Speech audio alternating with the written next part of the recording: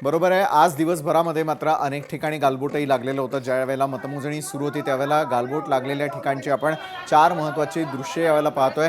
जळगावमध्ये राडा झालेला होता, अमरावतीत राडा झाला होता, छत्रपती संभाजीनगरमध्ये देखील कार्यकर्ते आक्रमक होऊन त्यांनी केलेला राडा, तर ठाण्यामधलं देखील चित्र इतर जागांप्रमाणेच होतं।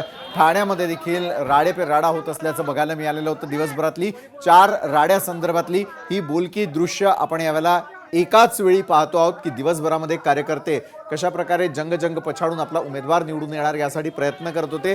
अपेक्षित निकाल आला नाही की मात्र राडा होताना दिसतो आणि महाराष्ट्राने हाच राडा वेगवेगळ्या अँगलनं बघितला। आपल्या कॅमेरामध्ये जळगाव, अमरावती, ठाणे, छत्रपती संभाजीनगर मधला कैद झालेला जो राडा आहे तो महाराष्ट्रातल्या आपल्या सर्व प्रेक्षकांसाठी।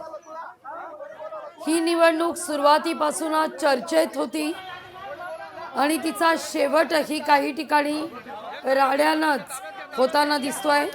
जळगाव, अमरावती, छत्रपती संभाजीनगर आणि ठाणा। आज दिवसभरात काय काय घडलंय याचा लेखाजोखा आपण लोकशाही मराठीवर पाहतोय। लोकशाही मराठी ऐका, पहा, जागरूक रहा।